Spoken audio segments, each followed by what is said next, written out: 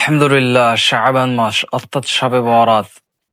রাসূল সাল্লাল্লাহু আলাইহি ওয়াসাল্লাম এই দিনে অর্থাৎ শাবান মাসে তিনি দিনের বেলা রোজা রাখতেন, রাতের বেলায় নামাজ পড়তেন।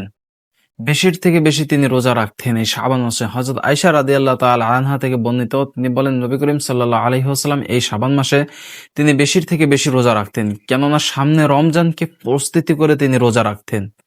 অর্থাৎ শাবান মাসের 14 তারিখ অর্থাৎ 15 তারিখে যে দিনটা অর্থাৎ 14 তারিখ যে দিবাগত রাত্রে অর্থাৎ নামাজটা শাবান মাসের শবে বরাত। এই শবে বরাতের অনেক ফজিলত, তবে একটা কথা হলো ফজিলতটা অনেক, তবে কি ফরজ নামাজ ছেড়ে দিয়ে তুমি শাবান মাসের শুধু শবে বরাতের অপেক্ষা করতেছো, এটা তোমার জন্য তাহলে বোকামি।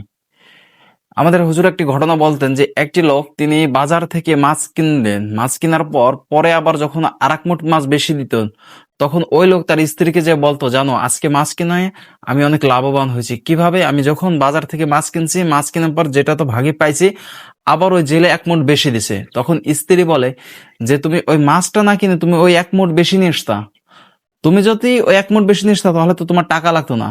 তাহলে এরকম আপনি যখন এই যে যে লাভটা পাবেন, মানে যেই লাভটা নিতে চান, তাহলে এই লাভটা নিতে গেলে আপনার মায়ের খাওয়া লাগতো, অর্থাৎ আপনার কিছু ক্রয় করে আপনি লাভটা পেয়েছেন। তাহলে দেখা যায় শাবান মাসের শবে বরাত আপনি কোনো নামাজ পড়লেন না, শুধু যাই রাতের বেলায় যে আপনি শাবান মাসের নামাজটার জন্য অপেক্ষা করতেছেন, তাহলে এটাও আপনার তরফ থেকে ফেরেস্তার জন্য আপনার জন্য গোতা খাবেন। অর্থাৎ শাবান মাসের ফজিলত আছে, তবে আপনি জোহরের নামাজ পড়ুন, আসরের নামাজ প্রত্যেকটা ভাবে কন্টিনিউ নামাজ পড়ুন। ফরজ নামাজের থেকে আপনার শাবান মাসের ফজিলত, শাবানের শবে বরাতের নামাজের ফজিলত বেশি নয়। হ্যাঁ, ফজিলত আছে, তবে আপনার ফরজ নামাজগুলো নিয়মিতভাবে পড়ে যেতে হবে। আপনি যদি ফরজ নামাজ না পড়ে খালি শুধু শাবানের অপেক্ষা করেন, তাহলে কোনো ফায়দা নাই। অর্থাৎ ওই লাভের কোনো অংশ নাই, শুধুমাত্র আপনার বৃথা।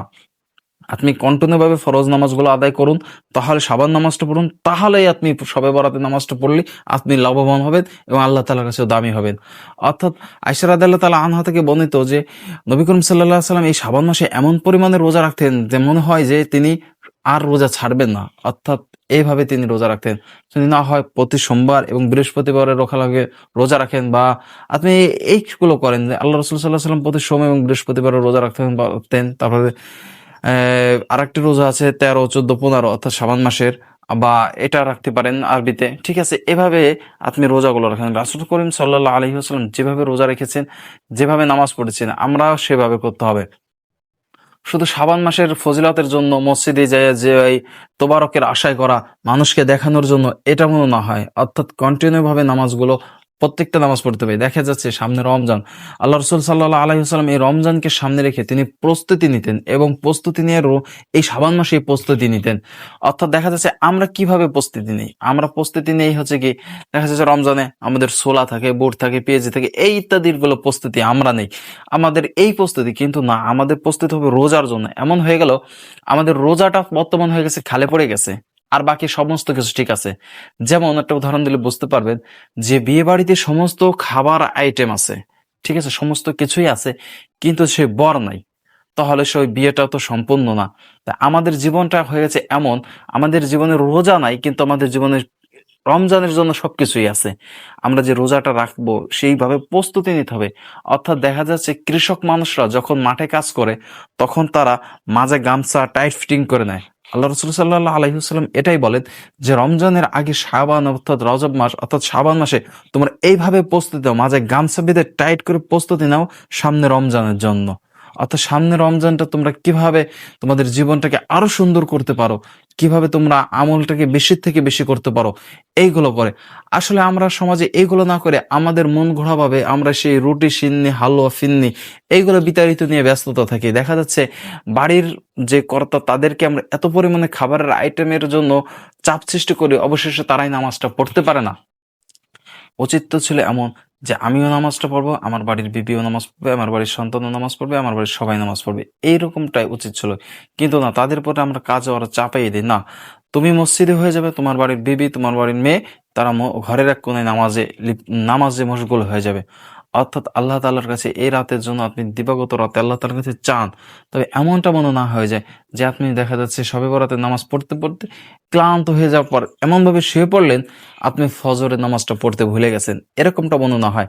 দেখেন প্রত্যেকটা জিনিসের একটা প্রস্তুতি আছে। ফজরের নামাজ যখন ফরজ 2 রাকাত পড়ি তার আগে সুন্নত, এই সুন্নতটা কিসে? আমার ফরজের প্রস্তুতি নিলাম। জোহরের আগে সুন্নত পড়ি ফরজের প্রস্তুতি নেওয়ার জন্য।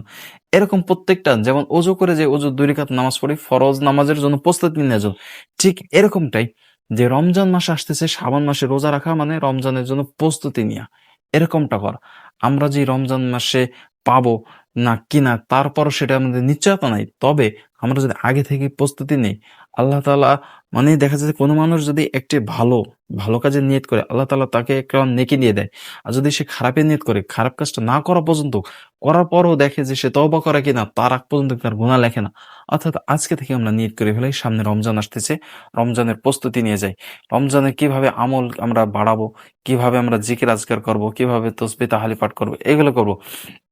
আরেকটি বিষয় হলো, সেটা হলো অনেকে মানুষ চিন্তা করে এবং অনেক মানুষ বলে থাকে যে সেটা কি, যে আপনার সূরা কয় রিকাত নামাজ, বা এক সূরার সাথে কোন সূরা পড়বো, কিভাবে কি না, এইগুলো আসলে বর্তমান আসলে এরকম মানুষ নাই। এগুলো বর্তমান আলেম ওলামা এবং দেখা যাচ্ছে মসজিদের মাদ্রাসার হুজুরগুলো অহরহ আছে, তারা এই বিষয়গুলো বলে থাকে, সবাই জানে, তারপরও বলে দেয় যে এটা কোনো আসলে নির্ধারিতভাবে কোনো সূরা নাই যে আপনার এতটা সূরা, এতটা যে কোনো সূরা দিয়ে আপনি নামাজ পড়তে পারবেন।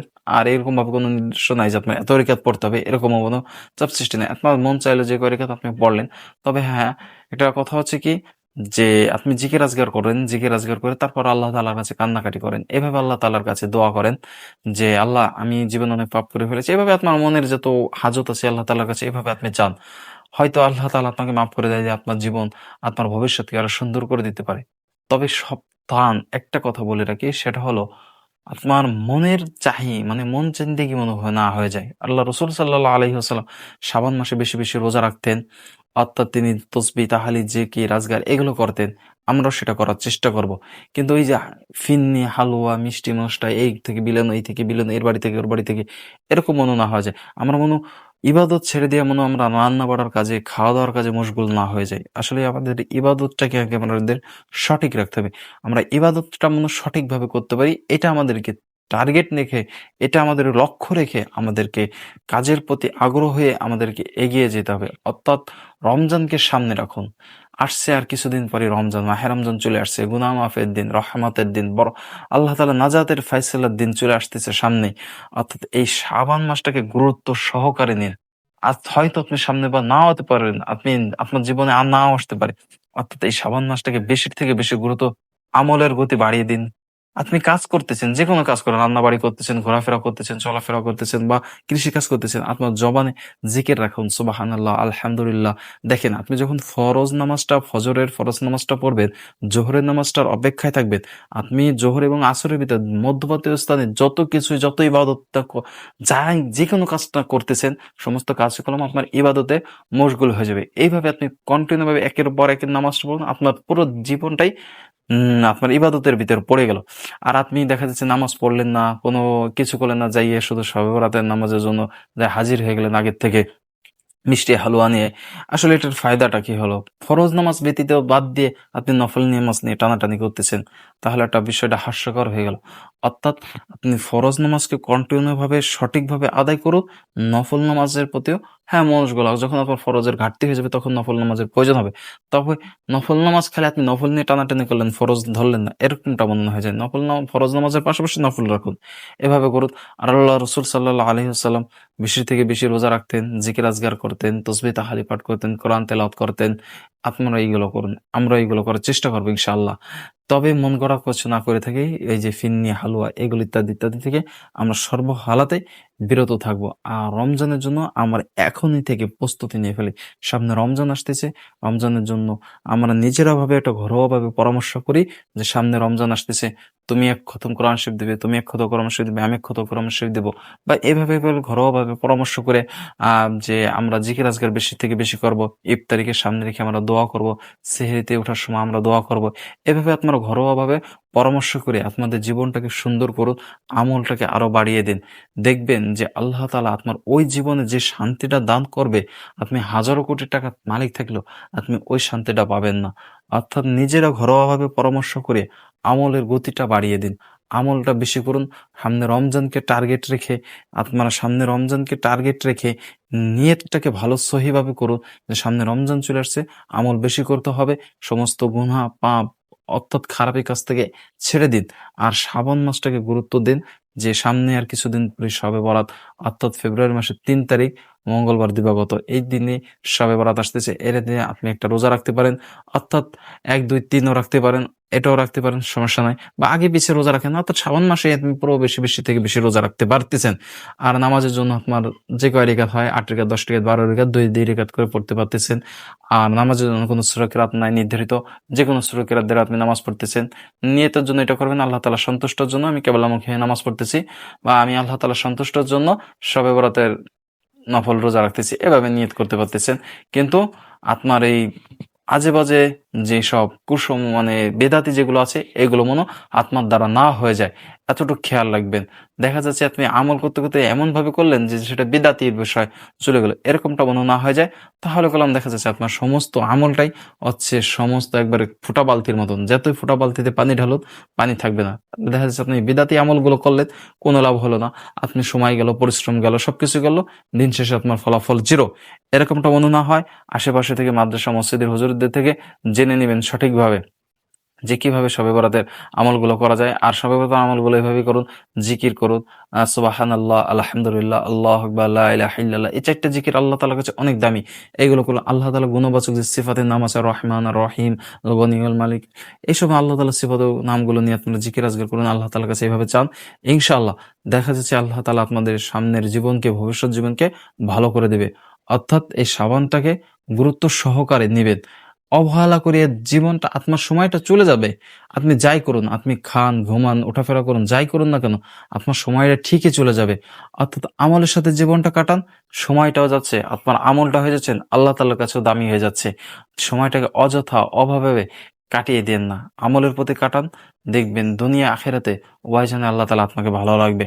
অর্থাৎ সাবানটাকে আপনার গুরুত্ব সহকারে আমলটা করুন, বেশি আমল করুন। আর সামনে রমজান, রমজানের প্রস্তুতি নিন, অবহেলাভাবে কাটাইয়েন না। সামনে রমজান চলে আসতেছে, রমজানের ভাবে পুরোপুরি প্রস্তুতি নিন যে আমি সমস্ত রোজা রাখবো, তারাবি পড়বো, কোরআন তেলাওয়াত করবো, জিকির করবো, তসবিহ তাহলিল পাঠ করবো, এইভাবে রমজানের জন্য প্রস্তুতি নিন। আল্লাহ তাআলা প্রত্যেকটা মানুষকে রমজানের জন্য প্রস্তুতি সঠিকভাবে নেওয়ার তৌফিক দান করুক, আমিন।